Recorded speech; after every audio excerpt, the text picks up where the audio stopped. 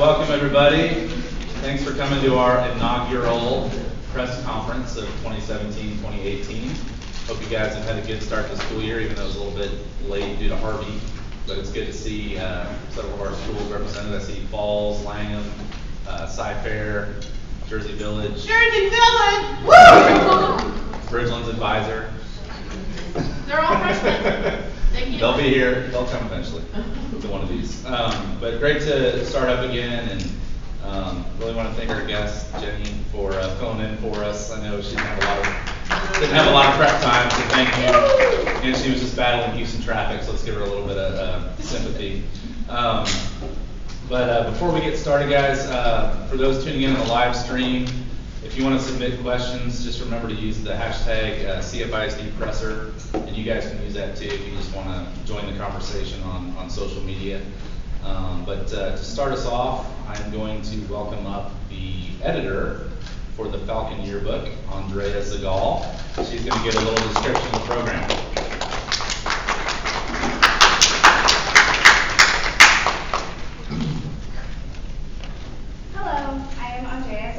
Co-editor of the Falcon Yearbook. On behalf of the Jersey Village Student Press, we welcome you. At Jersey Village, we are very proud of both of our publications, the Falcon Yearbook and the Peregrine newspaper. Both are award-winning publications, and we hope to continue that tradition with our work this year. Please help me welcome Jenny and Creech, and thank you for coming and sharing with us today. Thank you. Hi. Hello. Sorry, I'm a few minutes late. It's really cool to have a yearbook editor. Up here, that's what I was in high school. Everyone always thinks I was newspaper. I was actually a yearbook kid. I don't know if it's still the same way. Most people do one or the other. Yeah, we always had like a really good, healthy competition between the yearbook and the newspaper, and I was always team yearbook. And I tell everyone still that, for me, that's really where it started. So I think it's also great to see any young women in leadership. Always makes me really happy. So I'm a columnist, a sports columnist at the Houston Chronicle, which is awesome. That's kind of the top writing job you can have, and I've had it about a year. I've been at the Chronicle 12 and a half years now, and I started by writing about high school sports and the WNBA. You guys are probably too young to remember that there was a team here for a long time, the Houston Comets, and I covered them, and I covered high school. So I've known Joel a long time. I've known Angel a really long time, who was writing in Fort Worth when we met. We covered a lot of state tournaments together. And from there, I just went on. I covered the Texans for a year. I was an editor for a while, and then I covered the NBA most recently. I was a Rockets writer for 4 years. And now I've moved on to being a columnist, which I'm sure most of you know because you're involved in your publications, means that I get to share my opinion now, which is fun sometimes. And other times, I really wish I could fall back on just reporting the news or reporting the facts, because my email inbox is very interesting these days when I share my opinion, and people then in turn share theirs with me and let me know exactly what they think about me. There's only papers the size of Houston Chronicle, which basically papers are kind of lumped into their circulation size, and the Chronicle falls into one of the biggest category we have in the country, which is over 250 readers, 250,000, sorry. And in that circulation category, there are only 4 female sports columnists in the country. So it's really cool to be one of them. It's really challenging to be one of them. I'm sure you'll have some questions about that. I see a lot of ladies in the room. I'm sure you all can imagine some of the stuff I hear and get by covering sports. But it really is. It's hard. It's challenging every single day for an array of reasons. Deadlines are impossible at times. I was just talking to someone today about this. I covered the Super Bowl this year and had to delete 1,000 words because I'm sure you all watched the Super Bowl because of how the game changed, and it had 15 minutes to rewrite 1,000 words about the biggest game of the year. So sometimes deadlines are very daunting and difficult, but I love how quickly journalism moves. I love the fact that if I have the best story ever, people have forgotten about it the next day, and if I was not on my A game, people have forgotten about it the next day. The news cycle is fascinating to me, and I think that this is a really great platform, and I hope that all of you will consider going into journalism someday. I think it's more important now than it's probably ever been, so I think that kind of helps stir up some questions. In a room full of journalists, I'm sure you have many. And just a reminder, if you do have questions, say your name and the school that you're with before you ask, so she knows. All right, who's first? Yes. Hi, I'm Pamela, and I'm with Jersey Village. And I was wondering how you dealt with everything, like the comments and emails and stuff that people told you. Yeah, so I mean, I get them all the time. Yesterday, actually, yesterday was fun. So yesterday I wrote, so I was at the Texans-Patriots game on Sunday. And it was a fascinating day to cover the NFL. I've covered a lot of NFL games. That was probably the most unique day for me ever to cover them because, as you all saw, like, we were just staring during the national anthem to see what people were doing. And if you would have asked me when I started 12 years ago how much I would care about what anyone was doing during the national anthem, I would have been like, no. I mean, to be super honest with you guys, usually during the national anthem at like Texans games, I'm like running to the bathroom for the last time before I'm gonna have to be sitting there for a long time. You can't hear it in the press box at NRG. Half the time I have no idea it's happening yet because we just don't. If you're at your seat and you can tell, obviously you stand up, but we don't have the noise of it because it's like a blocked off room. So most of the time I don't even know what's happening. It's like my last couple minutes before the game starts. I'm doing everything I want to do before I'm going to have to be sitting there for a long time. So last year we had to start watching every game. Somebody doing something. If so, might write a note. But it was a strange part of my job. So this past weekend, we knew everyone was going to do something. So before the game, I'm at the stadium in New England, and we have two NFL owners who have donated $1 million to Trump. So you're like, are they going to let their teams do anything? And I became enthralled with that because I had to, because it was the news. Even though there was a football game that was going to be played, that's what everyone was watching for. So I'm running around talking to fans, I'm running around talking to players, trying to get comments, and we have to write that. So while that was going on Twitter and then like in text messages on Facebook, people kept asking me, what's it like to cover the NFL today? What's it like? Because it's so different. So when I got back, I decided to write about the personal experience of what it was like. Try to give people a sense of what my job was like that day. And one of the comparisons I made in my column was that, and again, I get to put my opinion. Not every reporter has that luxury. So I put that my opinion was that I'm sort of sick of people telling athletes to stick to sports because if they always stuck to sports, J.J. Watt wouldn't have raised all this money for the Hurricane Harvey. And, all the NBA Cares stuff that I followed when I was covering them. And so I wrote this thing. I thought it was pretty thoughtful, but my email inbox yesterday was brutal. Like, it was R-rated by a lot. And this isn't something new. I've covered a lot of like sexual assault cases and things like that. And some of the stuff I get is very threatening. It's very violent at times. Some of my male coworkers who see it are like, how do you deal with that? And I think after a while, unfortunately, women are just so used to it that we overlook a lot of these things. But yesterday was bad. I mean, my email was, and this is email, it's not Twitter. Like, people are attaching their names.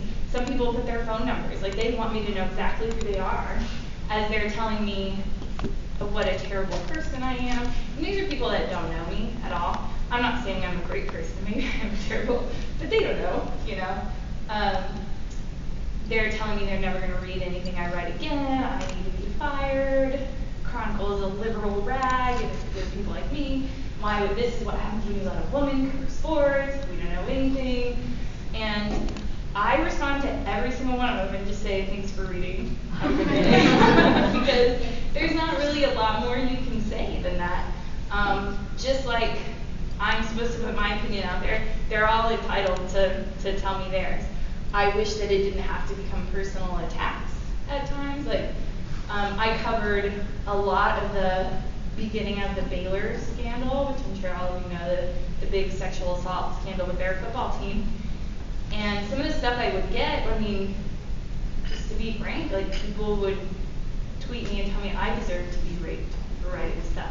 That's a terrible thing to read about yourself. And it happened a lot. I mean, Angel can attest to that because he was there with me through a ton of that stuff. And some of the stuff people send you is just, you're like, how could you say that to another person? But people do. And they are not afraid to do it on social media. So there's a lot of days it's really hard. You know, my father is not allowed on Twitter. Like I just told him a long time ago, just don't make a Twitter account because I'm afraid he would want to like fire back at everyone. My husband, I'm just like, don't check. Don't look at anything people send me. I never read comments on the Chronicle. Like every time I do, I'm like, why did you do this? It was a bad idea. I'm glad people feel like they can share whatever they want to share, but it crosses a lot of lines and there's not protection from it. The worst was several years ago when I was covering the Rockets. Jeremy Lin, do y'all remember him? He has a very passionate fan base, and I got death threats for writing something mean about him, and I'm sure that's all they were. I'm sure it was like some guy in his basement, you know, like that really is never going to do anything. But the Rockets actually took it very seriously, and I had like security for myself that night, which felt ridiculous, but I was glad other people were paying attention. And nothing ever came from it. That's the thing, these people would never say this stuff to your face. Like it's very easy to hide. So it's hard. It's one of those, there's all these studies about it, and females in social or in sports media are among the most trolled group of people that there is. And so I think a lot of us deal with it. I think a lot of us call each other and say, what'd you get today, just to almost be able to laugh about it, which is sad that that's what we have to do, but you have to kind of have thick skin and move forward. A lot of times I use it as motivation, especially with like the sexual assault stuff. People don't realize when they tell me that they don't like what I'm writing or that I'm wrong, to cover it, it inspires me to actually take it further and keep on it because I think it's so important. Yes, ma'am. Kirby Newmeyer, Cypher High School. What advice would you give a woman who is looking to pursue sports media? Yeah, I mean, it's really hard. Like the jobs, it's really interesting to me. I've had a lot of conversations where I've been at, like I'll be at different conferences and stuff, and I've had men say to me like, oh, you're so lucky you're a woman because everyone wants to hire one. It's like, everyone wants to hire one. Maybe they want to interview one. But there's a reason I'm the only one at the Houston Chronicle all this time. Like, people can say they want diversity in their newsrooms, but it's not there. And when I go to like journalism conferences, or like sports journalism, to find any Hispanic or black, men or women, or to find any women is rare. It's a lot of white men in sports media. I think it's starting to be a little more noticeable on TV. I think like ESPN has made a big push to hire more women and to hire more minorities. But then what bothers me about that, like I watch a lot of the ESPN shows, the woman is just asking questions. She's very rarely analyzing. She, you know, like there's a really big news yesterday in the sports media world that Doris Burke is going to be the first NBA analyst that's female. Like, it's 2017, and I know Doris, she knows more about basketball than 90% of the guys who are analysts. And it's a big deal that she's the first, and I'm like, it should be way more than that. How many women watch the NBA? Like, it's not representative. The people who cover sports are not representative of sports fans. So we have a long way to go. So that being said, you know, I always tell young women, unfortunately, you have to know more than any guy in the room. And this is noticed a lot right now. Like last week, when I was asking Bill O'Brien about Deshaun Watson, he decided to explain to me what a quarterback was. Like, if I'm not a woman, he's not doing that. It's just like ingrained. And it was a good question, and I not to be cocky, I ask good questions, and there are still, not all, but a lot of men do that. Like the Rockets coach is the opposite. Like, he and I can get very inside technical basketball, and he talks to me like anybody else. But then Bill O'Brien, the 3 women in the room out of the 50, he talks to us like, I better explain that, even though it's a football to her, which is ridiculous because I guarantee you I know a lot more about football than half the people in the room. So I would say, really know your stuff, because you can't be caught slipping up. Men can, and everyone will kind of overlook it. Women cannot. Like, the second you slip up on anything, it's like, well, it's because she's a woman, she just doesn't know. And there's so many people that are going to tell you, well, you never played football, you can't write about it. Well, most of those guys never played football. That's why they're writing about it. Most of them could have never had a chance. I probably had a better chance to make the football team than a lot of sports writers. Like, have you seen a lot of sports writers? They're not exactly in the best, physical shape. So I think that that's a ridiculous excuse. Like, it doesn't matter if I play the sport. It matters if I understand it and can analyze it. And that's, I think, what any woman who wants to do. You have to be able to do that. And then to take it a step further, I think beyond that, and this is unfortunate because I feel like you should be able to wear whatever you want and not be judged, but women who want to do this, I think you need to dress really professionally and put out the image that you want. So if you show up in a locker room in a really short skirt or something really revealing, it puts off the wrong image and you're going to be judged, unfortunately. Which, again, is terrible because men are never judged for what they're wearing. But I think it's important to kind of portray, like, I'm all business, I'm here, pay attention to me, and carry yourself that way. Ask questions in a press conference. Don't just sit back, Those are the kind of things that I think are really important. Really for anyone, but especially for women. Yes, ma'am. My name is Marguerite, and I went to Asheville High School. And my question is, what are the advantages and disadvantages of being a female journalist? I don't really know very many advantages.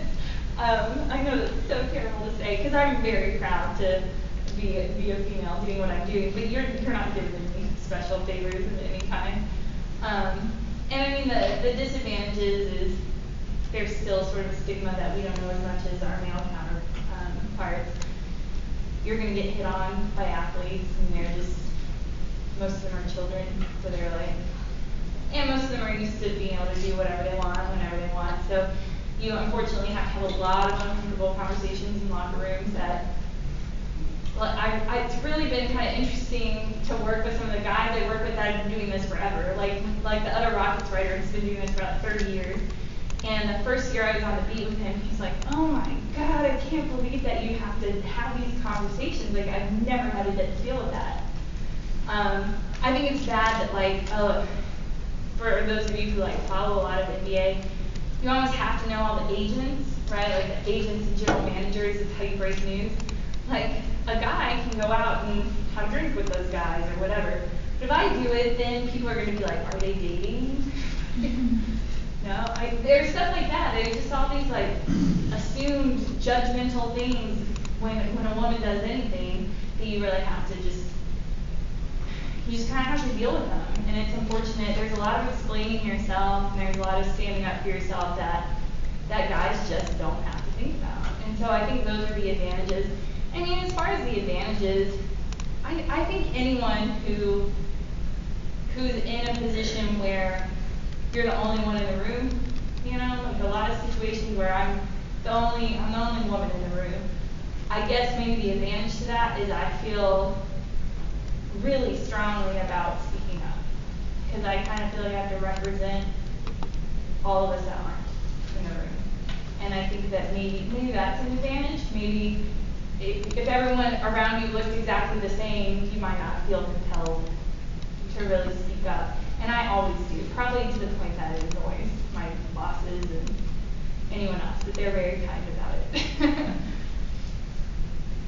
Yes, sir. I'm Stephen Ford from the Creech yearbook. And you see a lot today about how players express themselves with their social media accounts. And I'll often, I can say that they don't really feel like they can express themselves just because of the backlash that they get.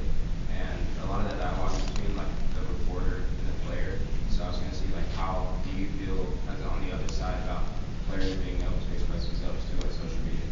Yeah, so social media is fascinating. I mean, when I started the Chronicle was 2005. Like in 2007, I was told, hey, there's this thing called Twitter, if you really want all the reporters to use it. So it wasn't even a part of, like when I went through journalism school, certainly when I was in your spot, like Facebook didn't even exist when I was in high school. It didn't come along until I was in college. So it's been a really interesting way to sort of follow the sports and follow the evolution of social media in sports. And I think, like I follow a whole lot of athletes that I cover because you do see things on there that then can spur to me starting a conversation with them, and I think that that's important. I think that there are a lot, it depends on the sport. It's very interesting, and it might just be this market, but I've talked to people from others. The NFL is very guarded.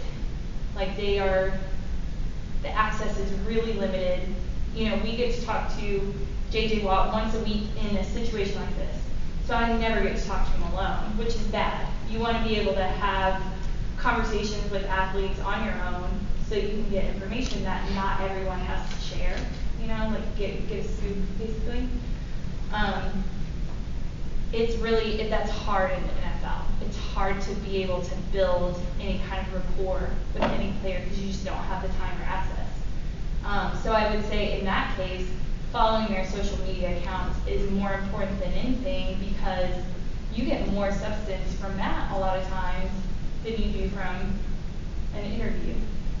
They also have people that will like block you from asking about certain things. You know, they'll say, we listen half the time and half the time we don't. They'll be like, don't ask about the national anthem, for example. Well, sometimes you have to ask it because it's your job. And it might upset the Texans, but they'll get over it or whatever. The NBA, I would say, is definitely a lot better than the NFL, but it's still, your superstars are hard. Like, I'm not going to get very many one-on-ones with James Harden. Like, I probably have all the one-on-ones I want with Bobby Brown or, like, you know, whoever's sitting at the end of the bench. I can talk to him all day. But Chris Paul, James Harden, those guys are mostly going to be in a group. So anything you ask, everyone's going to hear the answer. So you can't really break anything or get anything exclusive. But a guy like Chris Paul, he's terrific on social media and in person. He'll talk about anything, and he'll be really blunt and honest, probably because he's been around forever. You know, he's really comfortable discussing. And in the NBA, like especially on like social issues, they're encouraged. You know, the NBA commissioner says, yeah, let's have these conversations. Whereas the NFL is more like, hey, maybe don't go there. Let's not make this a story. The NBA is all about talking about anything. And then baseball, by far and away, is the easiest. You just have so much time. You can go up to anyone. They will all talk to you. They'll talk about anything.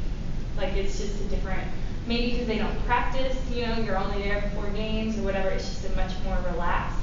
So the Astros, a bunch of them don't even have Twitter accounts, and it doesn't really matter because I get so much access to talk to them frequently that I don't have to follow them super closely because I can catch up with them almost every day.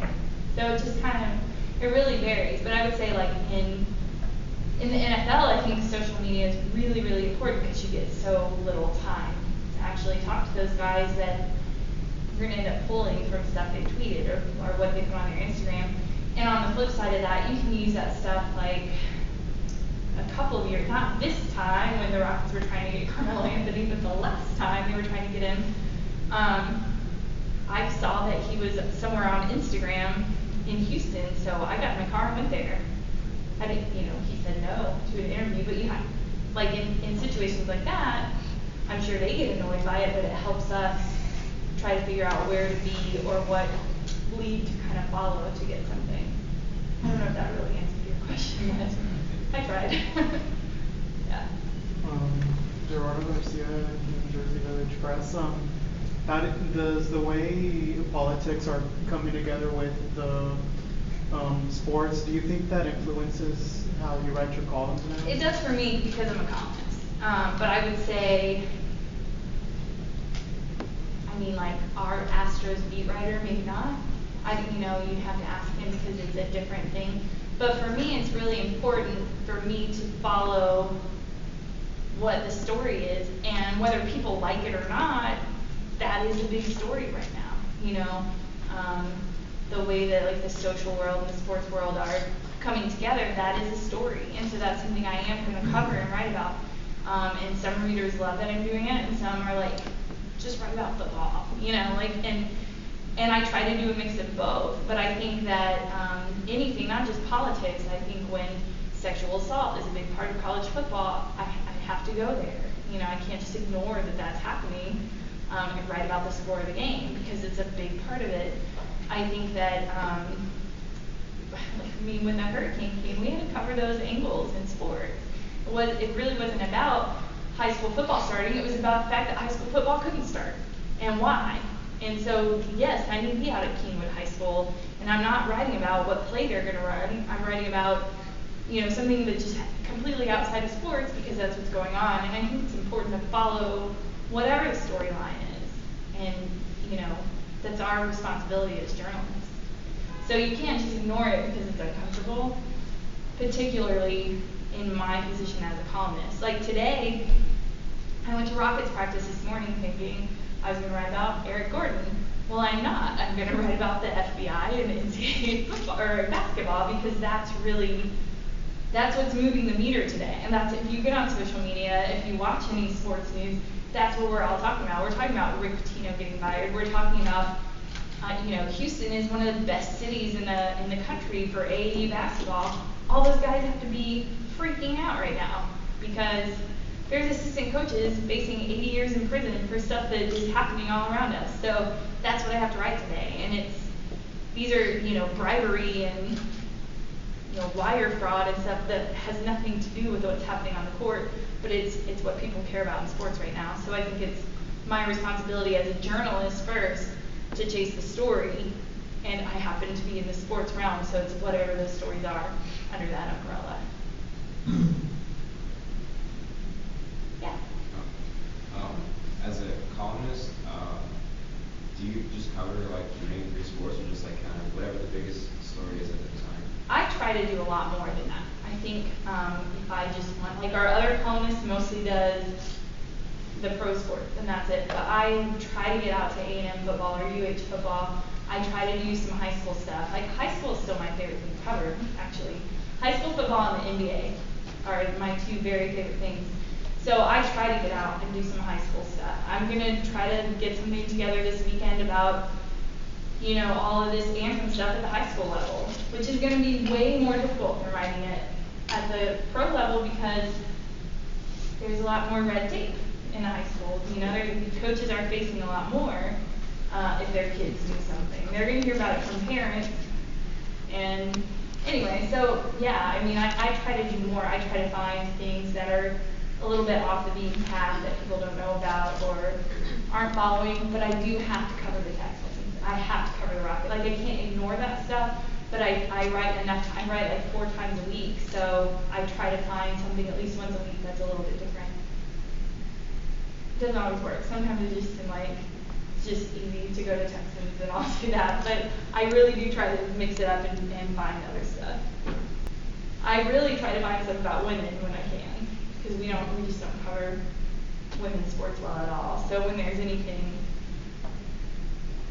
I'll definitely write about NECA's women play this week because they're in the finals.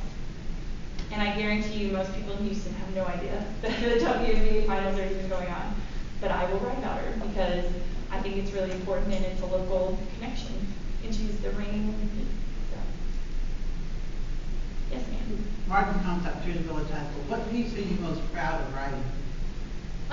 There's a few, but I think the one that probably kind of pushed the envelope the most was, it came out about a year ago, and it was one of the first big investigations on Baylor, and it was before I was a columnist, I spent about 3 months and I talked to 12 sexual assault victims, and we were the first to have that many voices.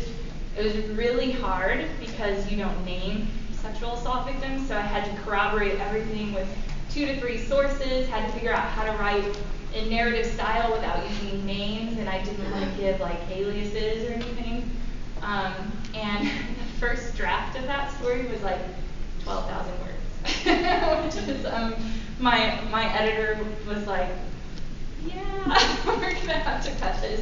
It ended up being about 4,000 words, which is crazy for a newspaper today, and it did really well. It won several awards, but I think it's a story people still have to cite when they're talking about Baylor. And so that was a big, and then the things that happened after that, I think, I mean, like, I got letters from like Art Briles, the former Baylor coach, from his attorneys after that. And I got called, like, he had people doing like background checks on me and stuff. And it was like, man, it really ruffled some feathers. So then, like a month later, when I broke some news about some text messages and emails he was sending, and got to tweet those out and shut up so many people that were all over me who thought this guy was a saint. That was a really big day in my career too, because I think for a whole month, I mean, I can't even, there was a lot of bad. Like, I was in a restaurant with my husband one night, and a Baylor alum came up and started screaming at me and like calling me a whore in a nice restaurant. Because I had wronged Art Briles, the saint. So the day that I got to put that out, it was really a big day. They couldn't say anything because I had proof that this guy was scum. Like, all the things they'd written about were true. So that was a big day for me. And, you know, I think that there's always, over the years, there's always a story that you write and you get feedback that it changed somebody's life, or they learned something really important from it, or they got inspired by somebody's story, and you always feel good about that. Like, if you gave something back to somebody, you feel like you did a really good job that day. So, I mean, that doesn't always happen if you're covering a game. Like, so when you come across a moment when you can tell an athlete's story or someone's story that really can touch or inspire, I think those are really good days. Yes, ma'am. How is talking to high school athletes different from professionals? Like, do you have to have certain boundaries while talking to them? It depends on the athlete. I mean, some are great, you know, some are, you know, at this age, before they've been like trained on all the PR answers, they're great. They say exactly what they're feeling, and I think that that's good. And I'm not out to get people, you know, so if a kid slips up and says something that is going to be terrible if I run it, I keep that in mind. You know, I'm not a monster. But I like at the high school level, I just really like how kids still feel about the sport they're playing. Like, they're doing it because they want to be there. They're doing it because they want to be with their team. And, you know, I played sports in high school. I just remember how it felt, and that goes away. They lose that in college, and it's really gone by the time they're pro. Like, it's a business, and they're there to make money. And so I really like it at the high school level, actually. Honestly, the only thing you ever run into is sometimes they're really shy. And so you just have to be willing to take a few minutes to make someone comfortable. I would say definitely at the pro level, those guys are used to dealing with the media, so they'll, you know, they're a little bit more, I don't know. High school kids sometimes can just be a little, especially if there's like a camera, you just get a little shy. But other than that, I think they're great. So, Smith, very privileged. Can you talk us through, as a custodian and as a reporter, specifically when the Astros and the Rangers kind of came to a head, what was it like to cover that, and maybe just kind of get feedback on that? Yeah. So that was a fun day in my email box too. That was a fun day because, so I assume you're talking about recently. Yes. When during the hurricane, the Rangers would not change their home and home. And I thought it was really crappy of the Rangers. I understood, like, it, you know, you're in a playoff push and you want your home games to remain your home games and whatever, but like we knew at that point, like the Astros were definitely going to the playoffs and the Rangers were not. And so it was like, just be good people and switch the games and make it really easy. And they were like, but our season ticket holders, and all these season ticket holders were all over Twitter and the radio being like, we don't care. Like, just it's fine. And it really rubbed me the wrong way. I just didn't like it, especially like, we're all sitting here in Houston being like flooded, and I'm like, you can't change a home and home. And again, I'm a columnist, I'm supposed to have a strong opinion. So I wrote a blog and I posted it just trashing the Rangers for that decision. And like that night, my cousin called me from Dallas and he was like, you're on the news, you're on the news here. And the people on the news in Dallas thought, like, this stupid reporter in Houston doesn't get it. And I was like, no, I get it, I just think you're wrong, you know. So, I mean, whatever, I made people in Dallas mad. It won't be the first or the last time that happened. But I thought that was crappy. I thought it was crappy to play those games in Florida when you had so many people from Houston that had evacuated to Dallas that would have gone to that game. And Rangers fans would have gone to that game. And they would have, it's just dumb.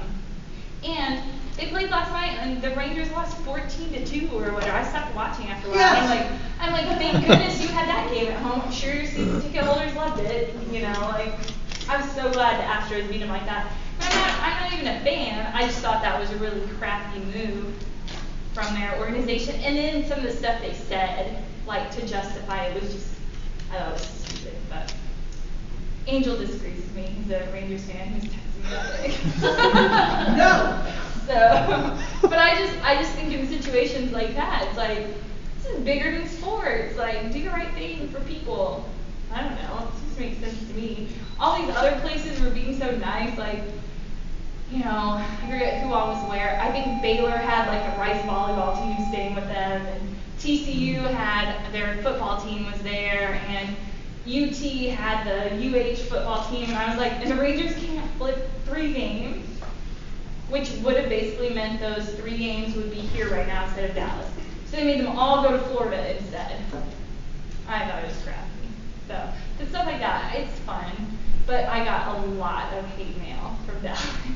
But I got a lot of like good, like people in Houston totally agreed with me. So it was fun. I mean, those were fun, you know, for the most part. Some of them were vulgar, but mostly they were fun. And it blew over really quick. So, but yeah, I like days like that when it's just like a hot take. Those are kind of easy, you know. You don't have to do a ton of research or anything to have a strong opinion about that. Since you called me out. No, just to sort of give you a question that kind of relate to them. What do you remember about wanting to be a journalist back when you were in high school and sort of your foundation that got you, when you were there, sort of what got you into wanting to be? I loved being on the yearbook staff. We had a really good yearbook when I went to school. Like, we would win all the like national stuff. It was really cool. And I just knew, and I knew I wanted to do sports. I always just felt I grew up in San Antonio, and my brother is now a coach for FIBA Europe, so we obviously had like a sports thing going on in our house, but I just liked the community side of it, I guess. Like when you would read stuff about the Spurs, for example, and what they were doing in communities, or how it touched people, or even what it meant to me when I mean, we didn't have a ton of money, so if I could go to a Spurs game, it was a huge deal. We'd come once a year to Astros games. Those are big, that was a big deal for me. Even when I was like in middle school, I can remember really liking the Astros, and I don't know, it was just like what my dad and I talked about, like the relationship we had sort of revolved around that, and it was really special to me. It's just something I always really liked.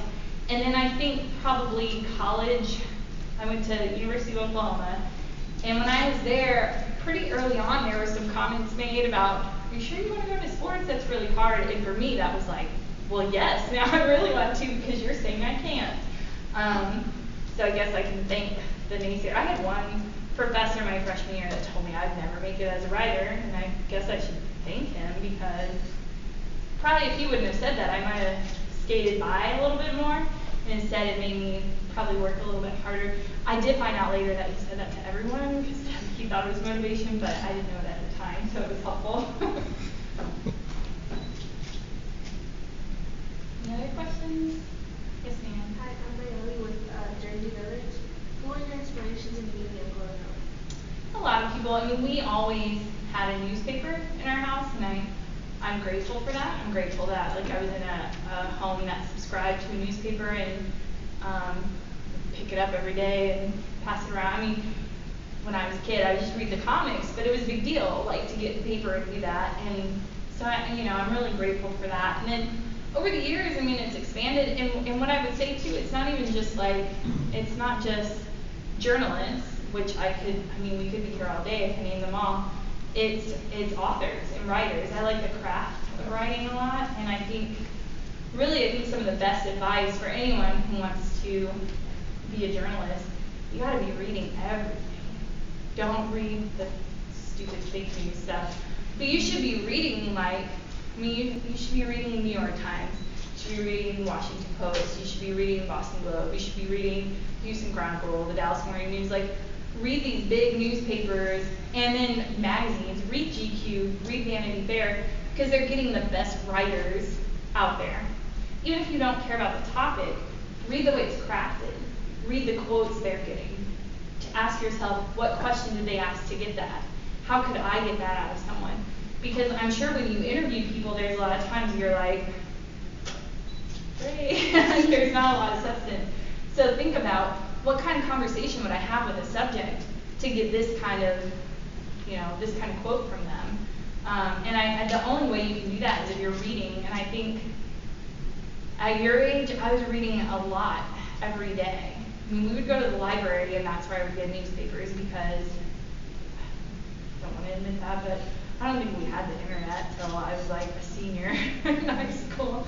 And it like took your home phone line up, so you had like limited amounts of time and you could actually be on the internet, So I do a lot of newspaper and magazines in the library. But I think you should really be spending time reading as much as you can and developing your voice. I mean, I'm still developing mine, but I think that it's important to start thinking about what appeals to you, what you like, meld those things together and sort of create who you are as a writer. But reading everything is so important. Everything from like the newest like YA novel to reading Vanity Fair, like everything will help you. Yes. Stephen Boyd here from the Lang Figure book. If you had a chance to, I don't know if you did, but if you had a chance to write a story about when Baker Mayfield stuff the OU flag and the Ohio State field, what exactly would you say? I mean, I think people like obviously I went to OU, so I thought it was funny. And I feel like if someone did that on our field, I wouldn't care. Like I'd be a little more concerned as to why we lost the game so badly than who stuck what and where, But I just, that's another one that I didn't write about it, but I think it's one of those that's a fun conversation to have. I thought it was great that he apologized. A lot of people were saying he didn't need to. I thought it was good that he did. But I think I always tell people about some of the stuff they get so outraged about. Like this just happened last week with Odell Beckham Jr. and his touchdown celebration where he acted like a dog. I don't know if everyone saw that. People were outraged, and I was like, if this is like the biggest annoyance in your life right now, I envy you. Like you do not have big problems if this is what is upsetting you so much. And that's how I feel about that. I kind of feel like if you're so passionate and angry about this, you must have a pretty good life because I can name 20 things off the top of my head that are way more important that are bothering me right now. So I just think they're kind of funny. But I think it's great fodder for sports radio and Twitter and college football Saturdays are fun because of stuff like that. And then, he was talking trash on Saturday and almost lost to Baylor, so that's what he gets, karma. And with John McClain that day who went to Baylor, and I would have never heard the end of it if we would have lost that game. Anyone else?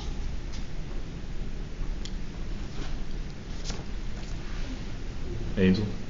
What are some of the stories you remember writing about Cypher as things sort of, again, that you relate to? Well, I covered the Blue McKays the whole time.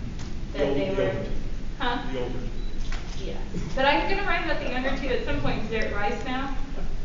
But I know that family really well. But I thought they were a lot of fun. I thought that time that they were playing was such a key time for women's basketball in Houston, because the Comets had just folded.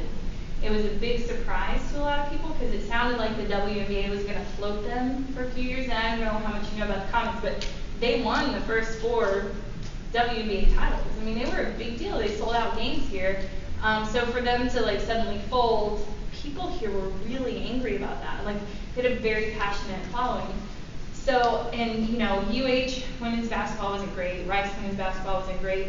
A lot of people turned to high school basketball because you had Kelsey Bone, Neko Boo McKay, Karima Christmas, like these are all people in the WNBA now.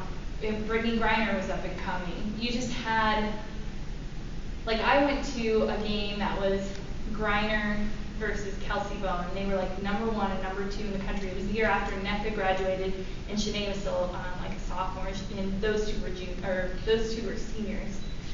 And I went to a high school girls basketball playoff game. 6,000 people showed up too, and that was a huge moment, I think, for the city of, that's not Cy-Fair, but for the city of Houston. And I think that Blue McKays played a big part in making high school basketball here matter so much at a crucial time when the city had lost its professional team. So I think that was fun. I covered, I covered Cy-Fair during Sam McGuffey. That was interesting. He would stand us up a lot for stuff. But watching him play was fascinating and a lot of fun. And that was a cool year because the other big running back was Fozzie Whitaker, who's now playing in the NFL. And watching those two guys when they were, in high school and kind of knowing that you were watching something special was very cool. And that happens a lot here. I think we see a lot of guys, like we see De'Aaron Fox, and I just covered him at the NBA draft this year. And I made a point to go see him when he played in high school because you knew, like, you're going to be watching him at a different level. So I think that's one of the really fun things about high school. And it comes back and helps me. Like, I covered Andrew Luck when he was when he played at Stratford. And now when I cover the Colts, I can walk right up to him and ask him anything because they remember you from way back when, and you're non-threatening. So it's like a nice, helpful thing. It happens to me a lot in the NBA. There's so many guys from the Houston area in the NBA, and that becomes a really helpful tool for me now as I've sort of progressed with them. So, but yeah, Cy-Fair has always been one of the fun districts to cover. A lot of good coaches here. Never had any issues with anyone. That's always fun. They're always happy to see you. That's one of the best things about covering high school. People usually aren't mad that you showed up. So. Yes, ma'am. This is Nani from Sunrise. But do you have a mentor at the Chronicle or something? Yeah, over the years I've had several. My boss right now, Randy Harvey, the sports editor, he's pretty great about everything. Like, I can toss around ideas with him and talk to him a lot. He's been a sports editor all over the country, and he's always had a female columnist. He's one of the few sports editors who's always made that a pretty big priority. So if he wasn't the editor, I don't know if I would have gotten to this point already. So I think that he's great. And then I have some others kind of spread out the country that I've crossed paths, over the years, whether I've worked with them or just gotten to know them. Chris Brennan, who's a columnist with USA Today, she and I talk a lot. She's been really helpful as I kind of go down this road. And Juliette McClure is one at the New York Times, and she's been really helpful. Like, when I got this job, I'd probably wear those two out with questions. But they're great, and they understand the exact path I'm on. And that's been a little harder at the Chronicle. I mean, I haven't had females to turn to, so I know a lot of men are great, but they'll never truly understand like some of the stuff I have to deal with. So it's nice to have some women in other markets who've been through it all. Yes. Hi, Kenny from Cycles. What was your first interview? Well, I mean, I was on the paper at Oklahoma, so I covered a lot of sports there, which was great. Like I got to cover a national championship there, and I got to cover a Final Four while I was there. So those were, all big moments where we got to talk to obviously the coaches and players. And then I think when I got here, I mean, my first job right off the bat was covering the WNBA. And it was a fun time to cover the Comets. So I was jumping right in and talking to Tina Thompson and Cheryl Swoops. Those were the main two on the team that year. So I'm sure one of them was kind of my first big story here. I have to look back to see which one I talked to first. Cheryl hated talking to media, so it was probably Tina. She still hates talking to media. Anyone else? No? One more? We'll do one more. What separates a good reporter from a great one? I think just getting your facts right and not being afraid to ask the hard questions. I see that a lot with like the younger reporters in the room. They're scared to ask the obvious question because it might be hard. They're afraid like the coach will get mad or the athlete will get mad or whoever. But you just have to ask what people want to know. Like, man, you're the bridge between, like, I had access to ask James Harden what you guys want to know. Well, if that question is, why are you bad at defense? I have to ask that. Like, I don't have to ask it like that, but I can't just skirt around the difficult question. When I leave here, I'm going to go talk to a Division I basketball coach, and I guarantee you he doesn't want to talk to me today. But I'm going to try, and I'm going to ask these questions about recruiting and, like illegal things. And he's going to not be thrilled, but I've never had someone just never speak to me again either. Like, I think they understand that's your job. And I'm not saying always ask, like, the most controversial thing you can come up with, because people want to know good stuff too, but don't be afraid. I just see it so much. Or I see, like, a lot of young reporters do this. They'll explain themselves before they ask a question. Just ask. Like, you don't have to butter up the subject first.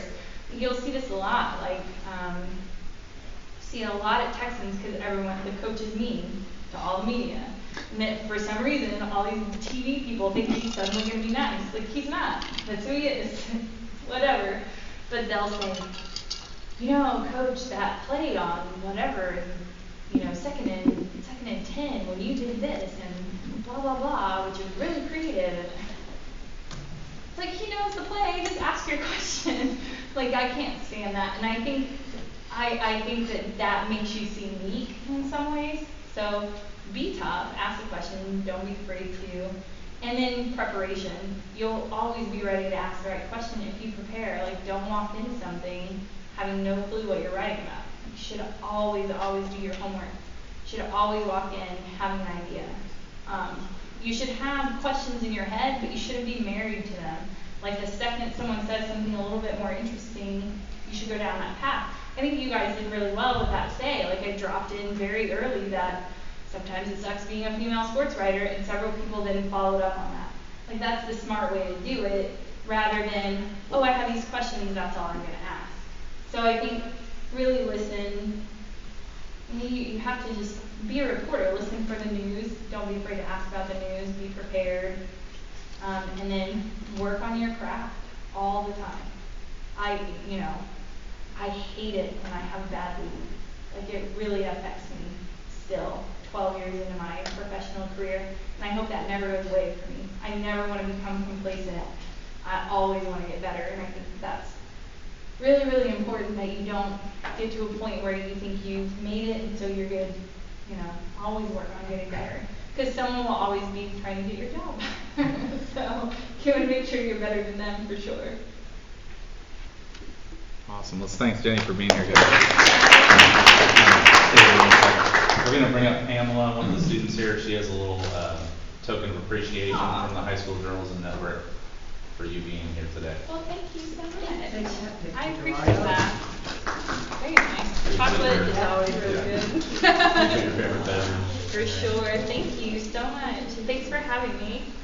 Awesome. I'm gonna give you a few more words here. The video, for those who want to go back and get some more notes or whatever from the video, that's going to be posted online after the stream ends. I want to thank Ms. Comstock, the advisor here at Jersey Village, for helping organize this whole event and getting all the food. So thank you to JVHS Press for hosting. You guys did a great job on short notice. And thank you for everyone else who is here as well. We are going to have our next press conference on October 25th, and I'll be in touch as far as where that's going to be and who's going to be the host. I do plan on coming and visiting all of the schools sometime before the month of October ends. So I should be coming to your classroom, and I'm going to bring Angel with me as well. If you guys haven't met Angel, he's our new communication specialist and just came from the Chronicle, so he's got a really good perspective on being a professional journalist. And so I want him to be able to work closely with you guys throughout the year as well. So get to know him, and we'll be coming to your school